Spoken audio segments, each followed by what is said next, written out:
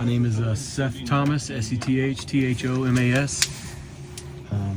I'm Chief Master Sergeant, the Senior Enlisted Leader for the 931st Maintenance Group. Today we're on board a KC-46, and this is the flight deck of the KC-46. And as you can see, it's fairly modern with what you would be considered calling a glass cockpit. But again, this is from the factory. KC-46s are relatively new in the global air refueling tanker fleet. You have to see the pilot, co-pilot, and we have a couple of our observer seats up front here. Airplane is currently undergoing some maintenance so that you can see some of our warning tags and stuff on different systems that we're troubleshooting, and that sometimes we don't want these systems moved or turned on. And one of the lockout, tag out type procedures that we have as maintainers are these warning tags. So one side is here on the part, and there's another set that's inside our aircraft forms that we review prior to doing any kind of maintenance and our overall maintenance history. The other side of this tag is in those forms. So they're hanging here. A lot of troubleshooting going with this airplane and what we're doing today. What are we looking at over here? These positions here are called the air refueling operator station, also known as the aero station. This is where the boom operator sits and does our refueling. When we do aerial refueling, there's the boom operator and a instructor boom operator. Both are capable of flying the boom and controlling the boom from either station. This is done in through the use of cameras. It's different, and particularly different than the KC-135. This is more where it's done by the use of cameras, and the boom operator is looking at a screen that's actually in 3D. He wears 3D glasses that are attached right here. So he puts these 3D glasses on that go in this container and looks at the screen and the image that comes up here. And this is how he does the air refueling with the receiver airplane. Cool. Following you. Moving back is just more crew seats where we can bring a limited amount of passengers or mission essential personnel, like our ground crew and our maintainers, our flying crew chiefs, and some of the things that we store and keep. Here you have a galley, which is nice. Very different than a 135, where we have some refrigeration and a coffee maker. Yeah, we got those crew chiefs and maintainers gonna have our coffee to stay awake. More crew quarters here. More crew quarters. We also keep some of our equipment, like our ladders, and we also keep litters for, for in the times that we may need to do an aeromedical evacuation type mission where we have patients that may be on litters. Think about the old style where folks come out to a field and grab you and put you on a cot-looking litter type thing. We keep some of those in the airplane as well. Just in case. Just in case. Then we have our crew bunks here. A lot of times this is where our flying maintainers and our crew chiefs get their necessary crew rest. We're here before the pilots get here doing our pre-flights and making sure the airplane's ready to go. And then when we land at a particular place, maintainers have got to get back to work. So this is our crew rest right here. Gotcha.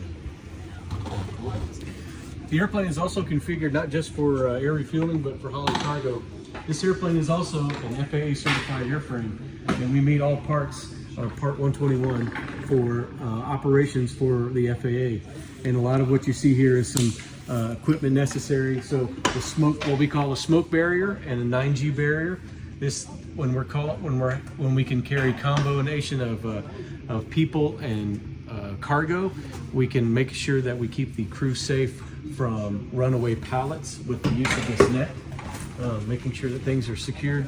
And then also this barrier is what we call smoke barrier to prevent any fumes or vapors traveling forward to the crew compartment. Okay. Again, it's to separate people and cargo. Gotcha. This airplane here is capable of holding 18 pallets in a side-by-side. This is a 767 wide-body airplane, and so we can do pallets in side-by-side pallets, or we can do 10 pallets down the middle. Again, as we're rolling down, we have rollers that stay in the floor, and again, all of this is for the movement of cargo.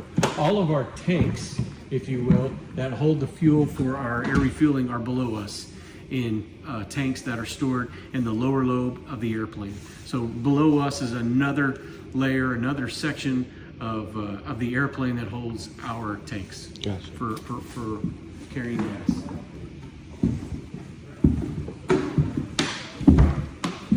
Again, just more of the cargo compartment here as we move our way backwards. Lots of connections and spaces where we can, again, we can roll on whatever type of mission that we're trying to do here, whether that be hauling cargo, whether that be doing air refueling, or maybe we got to haul passengers and people. We can bring pallets of seats and we can move troops. We can also do, again, one of our big missions that we do as well is aeromedical evacuation.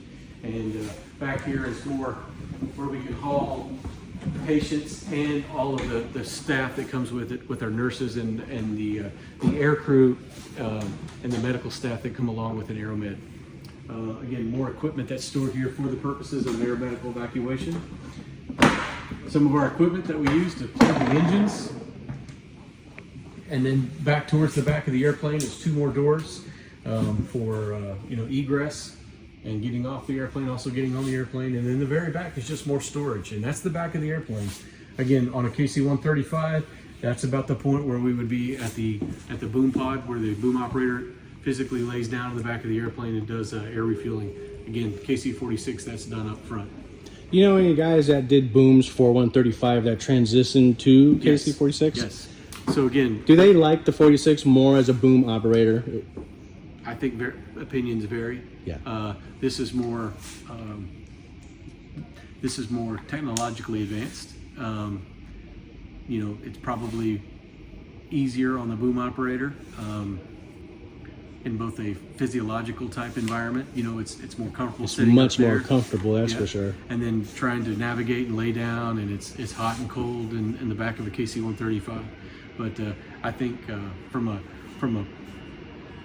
technology and new airplane stance, they probably like it. But the other boom is probably more hands-on. You can feel it moving. You can do those types of things. Whereas this one's more, it's set up more to run off cameras and do it more visually through remote system, as opposed to laying down the back of the boom and physically looking at it with your eyes. Gotcha. What we got up here? This is just more stuff for support. That's correct. More stuff for our medical evacuation stuff and different ways that they hold equipment and things. Can you name, if you know some of the more unique cargo that you have seen or heard about in your career? In my career, I worked C-5 Galaxies at Travis Air Force Base, and I've seen some really cool cargo on those, but not really on the KC-46. Here we haul standard type cargo, pallets, supply kits, things that we travel. We do almost what's called organic airlift. We can load up in the KC-46 and we can deploy anywhere in the world. We can bring our maintainers, we can bring all the parts, pieces that we need to set up a forward operating base wherever that may be in the world. We can do that right here with the KC-46. And a lot of times if we're going and dragging fighters or air refueling fighters that may be going to the fight, we will fly to there, pick up their maintainers, pick up their pieces and parts and equipment, put them on this airplane, and then ferry their fighters to their forward location. And one thing that you had mentioned to me a little while ago was that the airmen here at McConnell are writing the book on maintenance of the KC-46. That's right. Our initial cadre of KC-46 maintainers, again, with McConnell being main operating base number one, a lot of the things, the books, the technical orders, those are written by our airmen here. Yes, Boeing has a maintenance plan, and we translated those from the maintenance manuals that they have into the technical orders that the Air Force uses. So a lot of the tools, the test equipment, the guidance that we use to do aircraft maintenance was done on the backs of our airmen here at McConnell Air Force Base. Hey Jim, that one the other night,